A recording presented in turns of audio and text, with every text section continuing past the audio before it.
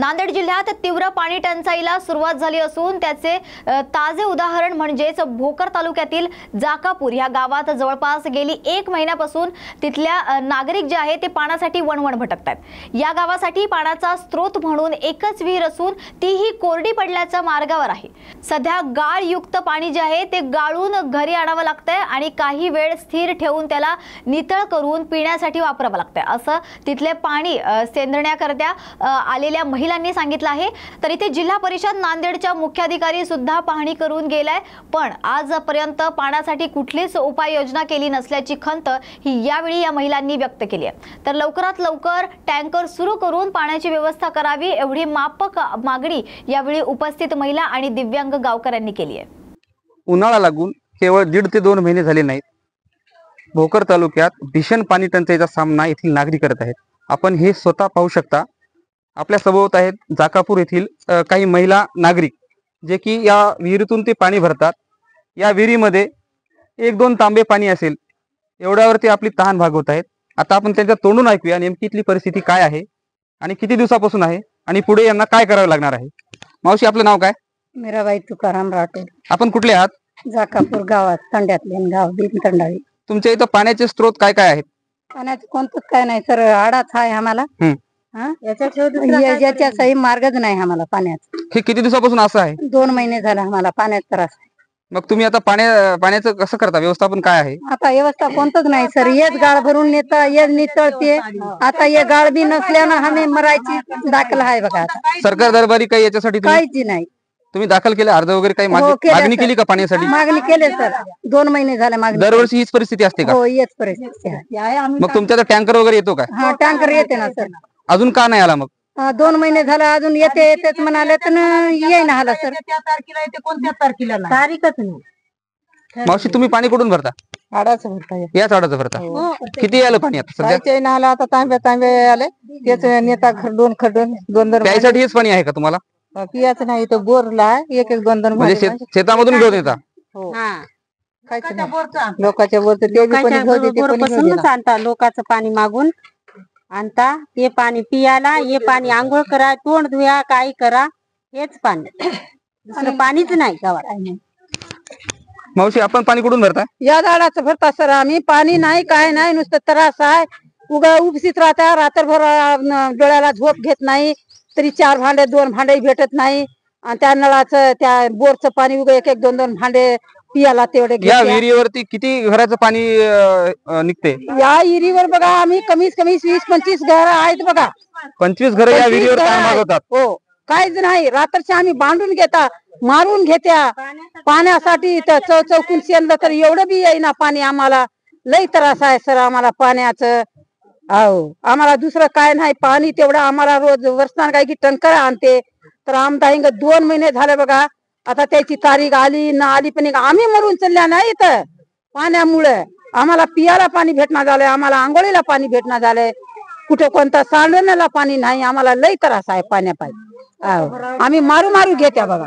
आम्ही इथलं झाडाचंच भरता सर, आम्हाला बी पाण्याचं लई त्रास बघा। समजे इथलं गावाचं 25-30 घर आहे बघा। इथून या रोडच्या अलीकड तेवढ्या माणसाला पाणी नाही बघा इथून। आणि तितकं या झाडावरचे नकर घ्यायचं, रात्र सारी झोप राहीना, सारा रात्री असंच पाणी नकर शेंद राहायचं, पाणी नेत राहायचं, गड्याला झोप नका, मान बायायला नका, असं पाणी आम्हाला भेटतच नाही। समजा पियाला सुद्धा भेटायची नाही। तुमच्या गावात जलजीवनचं काम झालं की नाही? नाही झालं नाही अजून।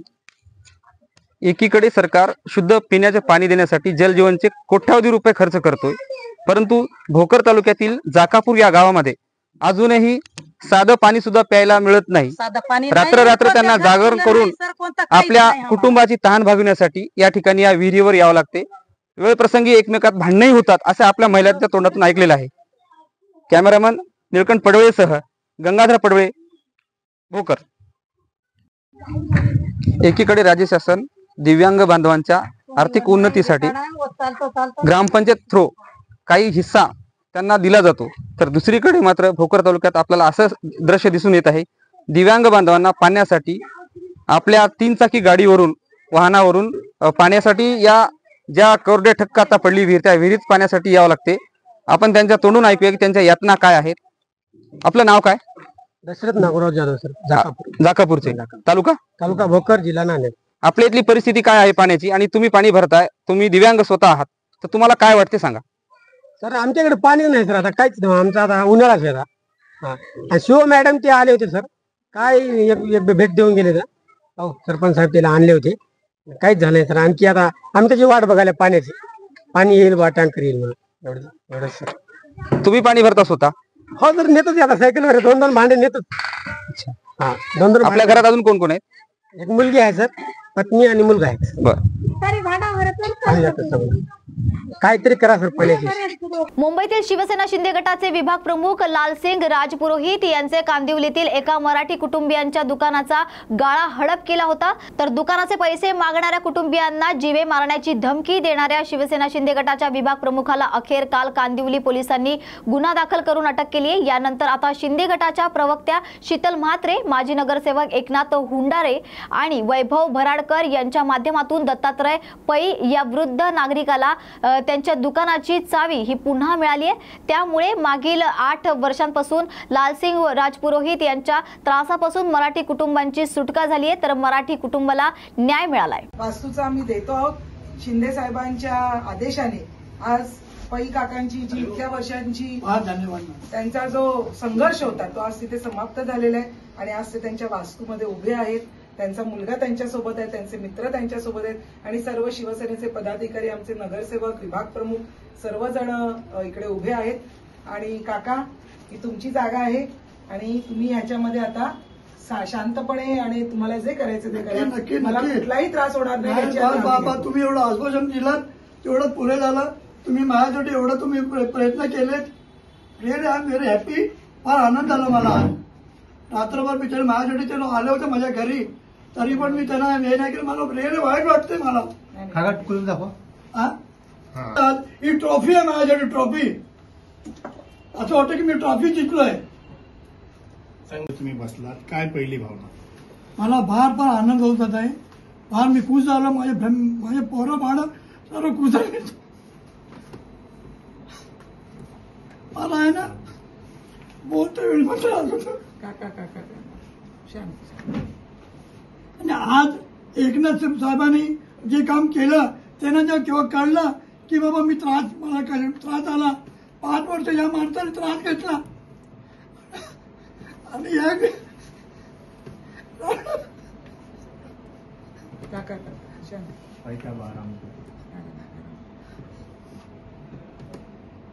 साहेबांना जेव्हा कळलं की लालूने या माणसाला त्रास दिला तरी तुरंत ऍक्शन घेतलं.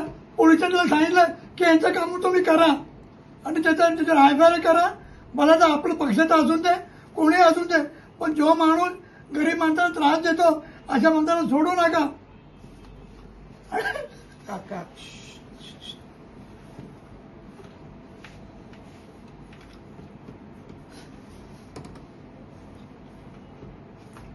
शेवटी एकनाथ शिंदे साहेबांनी शीतल मॅडमला सांगितलं की बाबा यांना चावी द्या.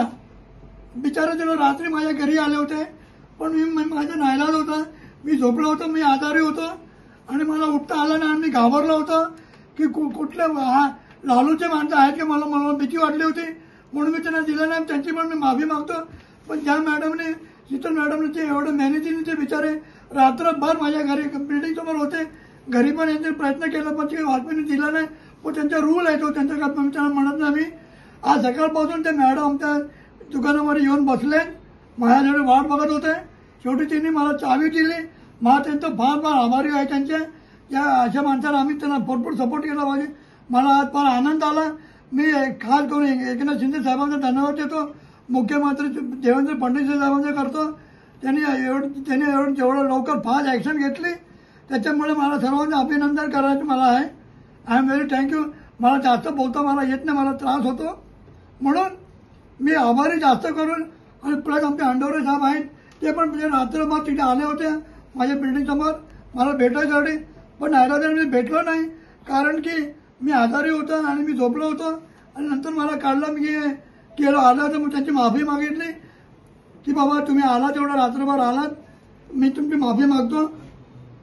ते बोलले काय नाही, आम्हाला आदेश आला आहे वरून की बाबा असं लालूसिंग तुरंत ऍक्शन घेऊन ते ताबा यांना द्या. म्हणून मी ते लोक बिचारे सकाळी 7 वाजेपर्यंत दुकानामध्ये उभे होते आमच्या. त्यांनी दुकान उघडून मग त्यांनी मला आतमध्ये घेतलं.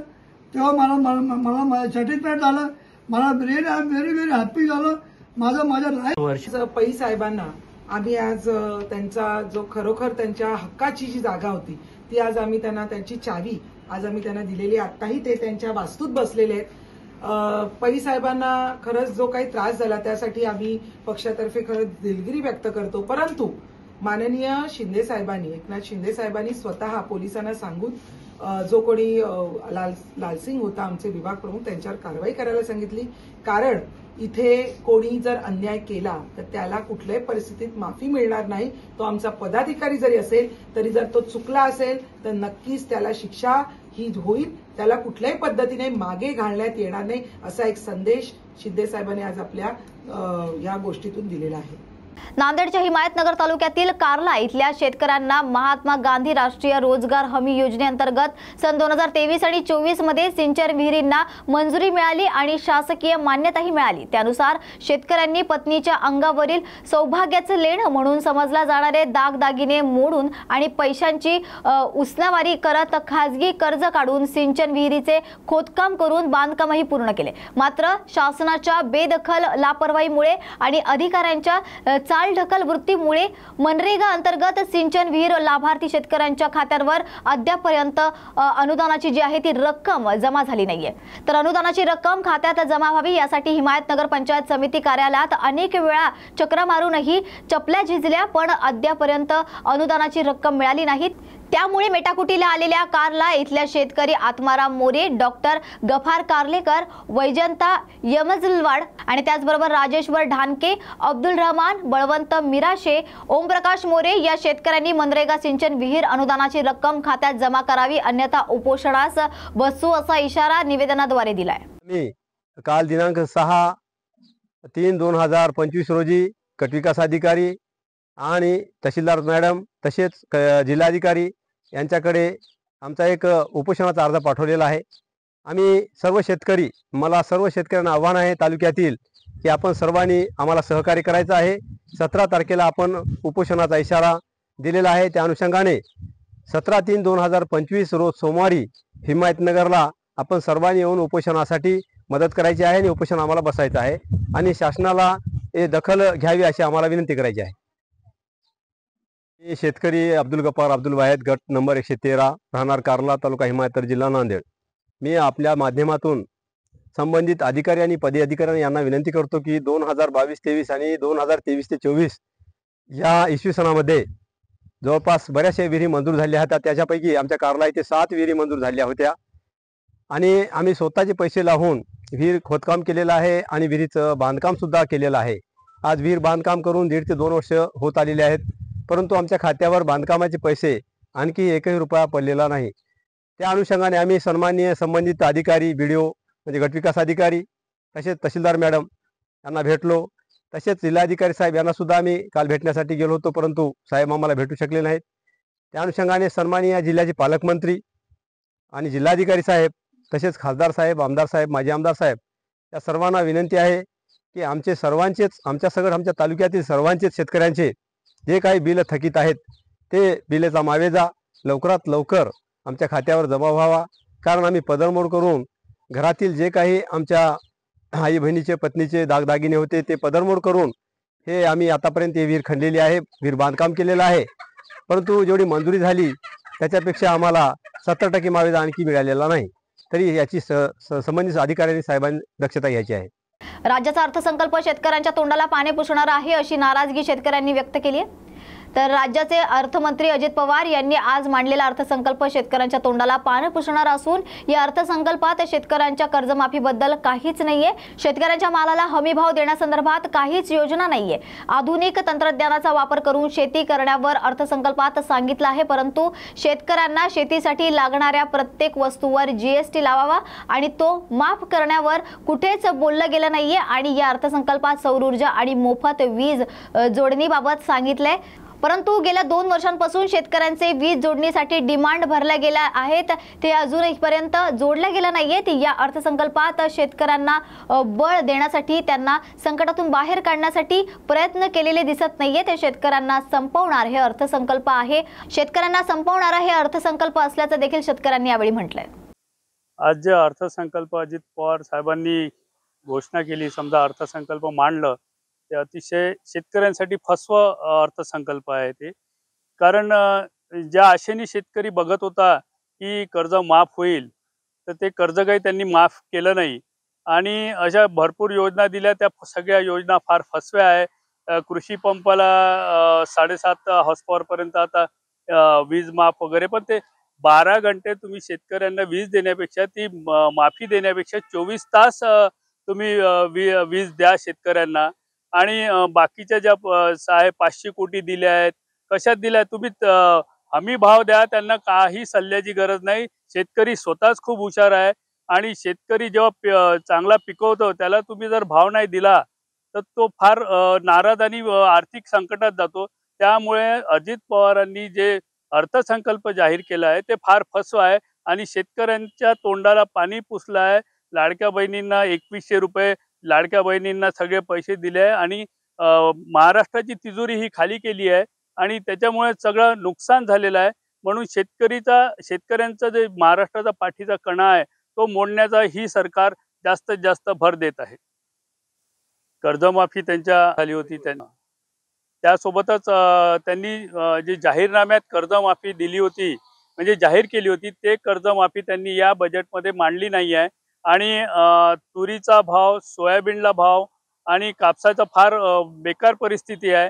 आणि त्यांनी सांगितलं होतं की 20% आम्ही जी भर आहे, ती आम्ही, जी तफावत आहे ती आम्ही भरून काढू, पण त्या बजेटमध्ये यांनी काहीच बोलले नाही आहे। त्याच्यामुळे शेतकरी फार अडचणीत आलेला आहे आणि पुढे शेतकऱ्यांचा काळ फार वाईट येईल आणि शेतकरी हा निस्ता नाबूद होईल असं मला वाटते।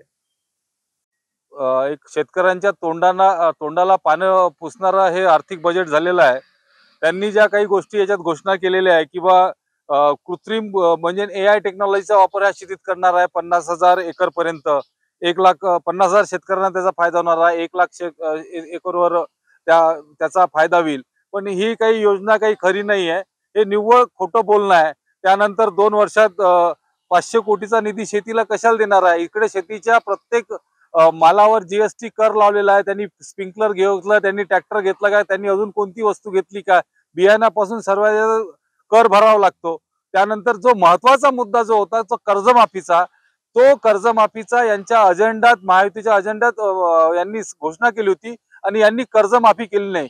ही येऊन जाऊन इकडे तिकडे आम्ही लाडक्या बहिणीला 35,000 कोटीची तरतूद केली आहे म्हणते आणि शेतकऱ्यांना एकाच टायमाला जर कर्जमाफी दिली तर 44-45,000 कोटीत ती कर्जमाफी एकमुस्त होऊन जाईल। पण हे शेतकऱ्यांना, यांना कुठेही कर्जमाफी द्यायची नाही किंवा शेतकऱ्यांना डेव्हलपमेंट शेतकऱ्यांची होऊ द्यायची नाही। शेतकऱ्यांना यांना संपवायचं आहे आणि संपून शेतकरी हा भारतातला नष्ट करायचा आहे। का ज्या शेतकऱ्याच्या भरोशावर GDP देशाचा ठरला जातो आणि शेतकरीच आपल्या भारताची एक कणा आहे, देशाचा कणा आहे, तो अर्थकारणात सर्वात मोठा जर घटक असेल तो शेतकरी आहे।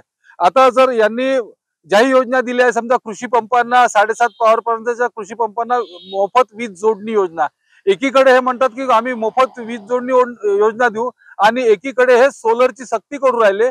ज्या शेतकऱ्यांनी विद्युतचे डिमांड भरलेले आहे, त्या गेल्या 2 वर्षात त्यांना अजूनपर्यंत वीज कनेक्शन देण्यात आलेलं नाही आहे। ह्या अशा पोकणाऱ्या खोटे आश्वासनांनी दिले आहे। नानांनी देशमुख अंतर्गत कृषी प्रकल्पांतर्गत 351 कोटीची तरतूद करण्यात आलेली आहे। ही यासाठी जर शेतकऱ्यांना तरतूद करायची आहे, कमीत कमी 1,000-2,000 कोटी रुपये लावायला पाहिजे होते या प्रकल्पासाठी। निदान काहीतरी शेतकऱ्यांचं भलं झालं असतं। 351 कोटीमध्ये शेतकऱ्यांचं काय भलं होणार आहे? तसंच यांनी पाणी पुरवठ्याचं सांगितलं का पाणी पुरवठ्याला आम्ही एवढा योजना देऊ। आज पहा तुम्ही, गेल्या 2-3 वर्षाच्या आधी आणि या वर्षीचा पाणीपट्टी टॅक्स पहा, जो कॅनलचा किंवा नदीवरून जे पाणी शेतकरी घेतात, 250 पट यांनी तो टॅक्स वाढवलेला आहे। तो टॅक्स तरी माफ करायला पाहिजे होता। असं हे शेतकऱ्याविषयी असलेलं खोटारड बजेट यांनी आज घोषणा केलेली आहे आणि हे बजेट शेतकऱ्यांच्या हिताचं अजिबात नाही आहे आणि शेतकऱ्यांना यांना कोणत्याही परिस्थितीत पुढे जाऊ द्यायचं नाही आहे. तसेच आपण या बजेटमध्ये दुसरी बाजू पाहिली असेल की रस्ते विकासासाठी फार मोठे पैसे दिलेले आहे. म्हणजे त्यांचं जास्तीत जास्त लक्ष ठेकेदारांवर आहे. शक्तीपीठ, पुन्हा ते गडचिरोली जिल्ह्यात 500 कोटी रस्ते विकास आणि बांधकाम इन्फ्रास्ट्रक्चर तेही गरजेचं आहे, पण ते एवढं गरजेचं नाही जेवढा गरजेचा शेतकरी आहे.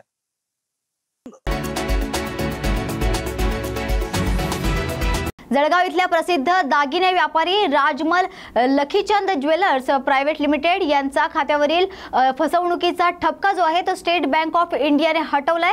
याबाबत बँकेने कंपनीला अधिकृत पत्र पाठवून माहिती दिली आहे. तर बँकेने फ्रॉड हा ठपका हटवला असल्याची माहिती माजी खासदार ईश्वरलाल जैन यांनी पत्रकार परिषदेत दिली. तर रामचंद लखीचंद ज्वेलर्सच्या कार्यालयात आयोजित पत्रकार परिषदेला ईश्वरलाल जैन, मनीष जैन यांच्यासह कुटुंबीय उपस्थित होते. आजचा दिवस आमच्यासाठी आनंदाचा, दिवाळीचा दिवस आहे. आम्हीच जिंकणार असल्याचा आम्हाला विश्वास होता. आम्ही खरे असून सत्याचा विजय होण्यास उशीर लागतो, मात्र विजय नक्की होतो हे आम्हाला माहीत होतं. बँकेने स्वतः पत्र पाठवून हे कळवलं असल्याचं माजी आमदार मनीष जैन यांनी यावेळी सांगितलं.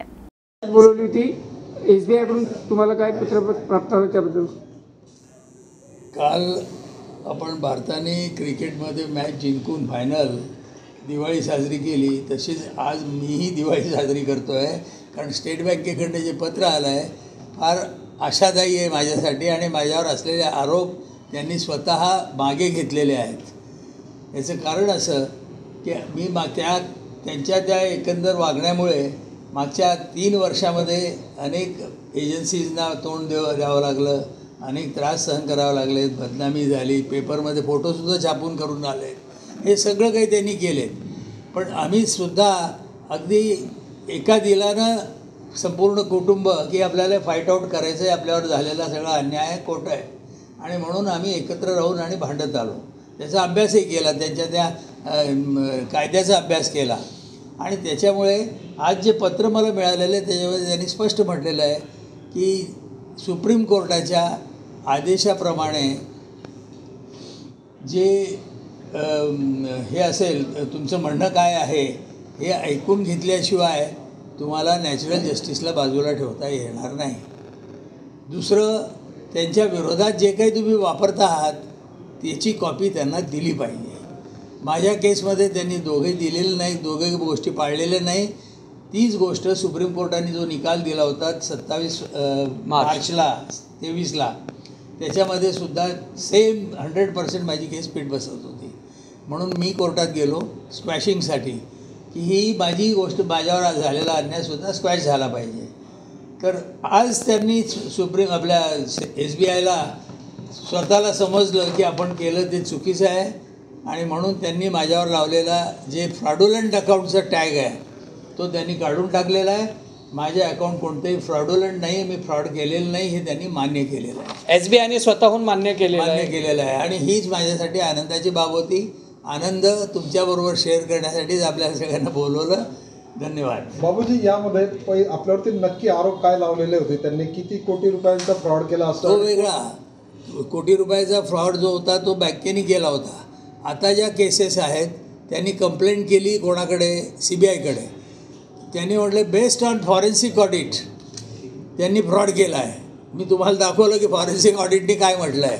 म्हणजे फॉरेन्सिक ऑडिटची ही कॉपी आहे आणि ह्या कॉपीमध्ये कन्क्लुजनवर, इथे जे कन्क्लुजन म्हणतो या कन्क्लुजनमध्ये यांनी लिहिलेलं आहे की the account of the borrower cannot be treated as fraud, cannot be defined as a fraud. पण किती कोटी रुपयांचा हा विषय होता? तो टोटल त्यांनी 520 कोटीचा केला आहे. आपली केस त्यांच्यावर जास्तची आहे. उलट आम्ही त्यांच्यावर केस केली 700. नक्की कोणत्या विषयामध्ये विषय समोर आलेला? विषयावर असं आहे की त्यांचं मला पैसे देणे होते, याच्याबद्दल काय पैसे देणे होते? 520 कोटी. दॅट इज अ बँकिंग व्यवहार आहे. लोन बँकिंग लोन घेतलेलं आहे बँकेकडून आणि आपण पण त्यांच्यावर केस केलेली आहे 763 करोड रुपये. माझे उलट त्यांच्याकडे व्यवहारात घेणे निघतात. याचं कारण काय असं, माझे आलेले पैसे बँकेत माझ्या त्या अकाउंटमध्ये जमा व्हायचे, ते डेबिट करायचे आणि घेऊन टाकायचे. माझ्या लक्षात ते आलं त्यावेळेला मी सगळं सांगितलं की तुम्ही जास्त माझ्याकडून घेऊन टाकलेले आहेत. म्हणून त्यांचे देणे मला खरे आहेत, पण माझे घेणे सुद्धा तेवढेच खरे आहे ना. माझे मला द्या, तुमचे तुम्ही घ्या. हे मी सुरुवातीपासून आजची जी सांगतोय. पत्रकार परिषद आहे ते विशेष म्हणजे removal of existing fraud classification, आणि त्यांनी SBIने ही मान्य केलं आहे की आम्ही तुम्हाला फ्रॉड डिक्लेअर केलं होतं आणि हे आम्ही फ्रॉड डिक्लेरेशन रिमूव्हल काढतोय. ह्या पत्रामध्ये तसाच उल्लेख आहे. आणि 18/2/2025 इथे या तारखेला त्यांनी RBIच्या पोर्टलवरून सुद्धा RBIला पत्र लिहून त्यांनी हे काढण्यात आलेलं आहे की राजमल लकीजन group is no more a fraudulent group, आणि त्यांनी ते मान्य केलेलं आहे. And this will help me in the court now ते स्क्वॅश करण्यासाठी, कारण जो आरोप त्यांनी केला तो स्वतः त्यांनी काढून टाकलेला आहे. आरोपच नाही ना माझ्यावर. आता कोर्टात बँक गेली होती का तुम्ही गेला होता? वी वेंट कोर्टात आम्ही गेलो स्क्वॅशिंग गेलो बँकेच्या विरोधात, कारण ते तर आमच्याकडे आलेत पाहुणे म्हणून त्यांनी आमच्यावर केसेस केल्या. तर ती केस काढून घेण्यासाठी आम्ही कोर्टात गेलो की स्क्वॅश झालं पाहिजे. हे सगळं चुकीचं आहे. बाबूजी, आता तुम्ही म्हणता की सगळे हे no more questions apart from this, कारण ही न्यायपृष्ठ गोष्ट आहे. आपण या संदर्भातच फ्रॉडलंट बद्दलच आज बोलू. आपण नाही दादा, आपण हे दादा या फ्रॉडलंट बद्दलच आपण बोलूया, कारण हा हायकोर्ट आणि सुप्रीम कोर्टचा मॅटर आहे. तर आपण बाकीचे विषय न घेता निर्णय सुद्धा फार मोठा आहे ना. फ्रॉडुलंट अकाउंट काढून टाकणं टॅग आणि रिझर्व्ह बँकेला कळवणं म्हणजे माझं अकाउंट आता नॉर्मल अकाउंट झालं ना. फार मोठा निर्णय आहे आणि याचा उपयोग मला कोर्टामध्ये निश्चित होणार. विरोधक म्हणत होते की ही योजना डिसेंबर नंतर बंद होईल, पण आम्ही तरतूद केली आहे. सुरुवातीपासून आम्ही ही योजना यशस्वीरित्या सुरू राहील हा आमचा प्रयत्न होता. तर 2100 बाबतची भूमिका मुख्यमंत्री आणि उपमुख्यमंत्री यांनी मांडली असल्याचं अदिती तटकरे यांनी यावेळी म्हटलं. आपला जो जाहीरनामा होता त्याच्यामध्ये 2100चा उल्लेख होता, त्यामुळे स्पेसिफिक प्रश्न मला आपल्याला आवर्जून त्यानिमित्ताने आणि आपल्या माध्यमातून सर्व आमच्या लाडक्या बहिणींना त्या ठिकाणी सांगायचे की राज्याचे मुख्यमंत्री देवेंद्रजी फडणवीस साहेब आणि आमचे दोन्हीही उपमुख्यमंत्री असतील, मंत्रिमंडळातील सर्व आम्ही त्या ठिकाणी मंत्री महोदय असू, आम्ही सगळ्यांनी सुरुवातीपासूनच ही योजना अधिकाधिक यशस्वी पद्धतीनं राबवण्याचा प्रयत्न हा केलेला आहे. पुढेही आम्ही त्याच पद्धतीनं हा प्रयत्न करत राहणार. 1500चा हप्ता हा महिलांच्या थेट खात्यामध्ये निवडणुकीच्या नंतर सुद्धा जवळपास 3 ते 4 हप्ते हे महिलांच्या खात्यामध्ये आज वितरित झालेले आहेत आणि त्याची प्रक्रिया सुरू आहे. अशाच पद्धतीने ही योजना पुढेही सुरू राहणार आहे. 2100च्या बाबतीतली जी भूमिका आहे ती राज्याचे मुख्यमंत्री देवेंद्र फडणवीस साहेबांनी, अजितदादांनी, शिंदे साहेबांनी सुद्धा वेळोवेळी मांडलेली आहे. एखादी महत्त्वाकांक्षी योजना ज्या वेळेला आपण आणत असतो त्यावेळेला त्याचा योग्य तो निर्णय राज्याचे मुख्यमंत्री आणि महायुतीचं सरकार ज्या वेळेला घेईल त्यावेळेला विभागाच्या वतीने आम्ही ते निश्चितपणाने या ठिकाणी घोषित करू. आज 1500चा लाभ देत असताना सुरुवातीला तर विरोधक म्हणायचे की हे 1500 पण तुम्हाला मिळणार नाहीत, पण त्यानंतर आम्ही ही योजना यशस्वीरित्या राबवली. त्याच्यानंतर म्हणायचे की निवडणुकीच्या नंतर ही योजना बंद होणार, पण आज 2,52,00,000 महिलांपर्यंत आम्ही हा लाभ त्या ठिकाणी पोहोचवत आहोत. आणि आज 36,000 कोटींची जी तरतूद अर्थसंकल्पामध्ये करण्यात आलेली आहे, जेणेकरून ही योजना अशाच पद्धतीनं पुढे सुरू राहावी. त्यामुळे आम्ही कुठलाही महायुतीच्या सरकारने लाडक्या बहिणींना दगाफटका दिलेला नाही आहे. 2100चा योग्य तो निर्णय, जाहीरनामा किंवा एखादा ज्या वेळेला तुम्ही वचननामा असतं ते पुढच्या 5 पंचवार्षिक या संबंध या याच्यातून दृष्टिकोनातून तो ठेवलेला असतो.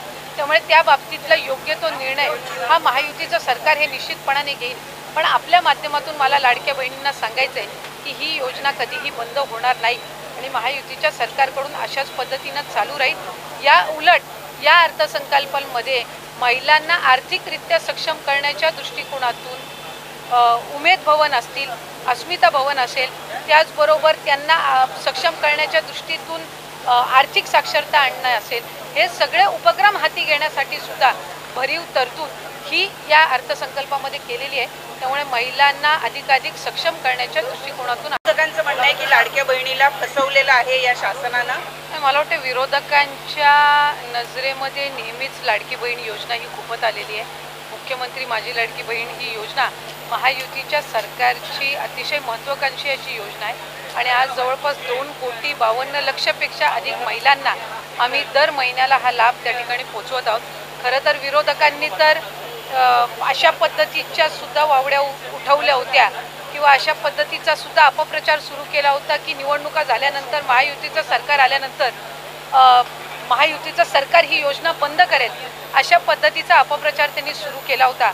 खरं तर त्या अपप्रचाराला कुठेही बळी पडू नये असं आम्ही सर्व लाडक्या बहिणींना आवाहन करत होतो आणि आज खऱ्या अर्थानं महायुतीच्या सरकारच्या वतीने आदरणीय अर्थ व नियोजन मंत्री उपमुख्यमंत्री अजितदादांनी आपला कारकिर्दीतला 11वा अर्थसंकल्प सादर करत असताना लाडक्या बहिणींच्यासाठी मुख्यमंत्री माझी लाडकी बहीण या योजनेसाठी जवळपास 36,000 कोटींची तरतूद ही त्यांनी यंदाच्या वर्षासाठी केलेली आहे आणि निश्चितपणाने ही करत असताना ही योजना कुठेही बंद होणार नाही। जो प्रचार विरोधकांकडून करण्यात आलेला होता की डिसेंबर महिन्यानंतर या योजनेचा लाभ मिळणार नाही, या उलट जानेवारी असेल त्याचबरोबर फेब्रुवारी आणि मार्च महिन्याचा एकत्रित असा लाभ याचं वितरण सुद्धा आम्ही 2 दिवसापूर्वीच सुरू केलेलं आहे आणि लाडक्या बहिणींच्या खात्यामध्ये फेब्रुवारी महिन्याचे 1500 हे त्या ठिकाणी 2 दिवसातच पोहोचलेले आहेत आणि मार्च महिन्याचे 1500 सुद्धा ते पोहोचवण्याचं काम सुद्धा प्रगतीपथावर आहे। त्याच्यामुळे ही योजना ही महायुतीच्या सरकारची महत्त्वाकांक्षी योजना जी मुख्यमंत्री देवेंद्रजी फडणवीस साहेब, उपमुख्यमंत्री एकनाथजी शिंदे साहेब आणि उपमुख्यमंत्री अजितदादा यांच्या नेतृत्वाखाली अशाच पद्धतीनं कार्यरत राहणार आहे आणि तेच आपल्याला आजच्या अर्थसंकल्पातून पाहायला मिळालं। किंवा सरकारी तिजोरीतला पैसा नियमबाह्य वापरण्यात आला का त्याच्यासाठी, जर इतक्या महिला आता अपात्र होत असतील? नाही, एक तर मला आपल्या माध्यमातून स्पष्ट करायचं आहे की स्क्रुटिनी ही आम्ही सुरुवातीपासूनच करत आलेलो आहोत, याच्यामध्ये काही वेगळं नाही आहे। इतर विभागांचा डेटा ॲक्सेस करण्याचा अधिकार हा कुठल्याही एका विभागाला नसतो। उदाहरणार्थ महिला व बालविकास विभाग आहे आणि आम्हाला जर कृषी विभागातल्या नमो शेतकरीचा जर डेटाचा ॲक्सेस असेल तर तो आम्ही परस्पर घेऊ शकत नाही, आम्हाला तो त्या विभागाकडूनच प्राप्त होणं हे अपेक्षित असतं। परिवहन विभागाकडून जर एखादा तुम्हाला डेटा हवा असेल तर तो तुम्हाला परिवहन विभागाकडूनच मिळेल, त्याला स्वतंत्र तो डेटा ॲक्सेस करण्याचा अधिकार हा कुठल्याही विभागाला किंवा महिला व बालविकास विभागालाही त्या ठिकाणी नसतो। त्यामुळे सुरुवातीपासून याची स्क्रुटिनी होत गेलेली आहे। मूळ 2,63,00,000पेक्षा अधिक रजिस्ट्रेशन झालेलं होतं आणि सुरुवातीपासूनच जर आपण बघितलं तर लाभार्थ्यांची संख्या ही 2,40,00,000 किंवा 2,50,00,000 2,52,00,000 इतकी राहिलेली आहे। याचा अर्थ असा की स्क्रुटिनीची प्रोसिजर सुरुवातीपासून चाललेली आहे। प्रत्येक विभागाकडनं जी आपण माहिती मागवतो त्याच्यामध्ये ऑक्टोबर, नोव्हेंबर, डिसेंबर महिना आचारसंहितेचा कालावधी होता।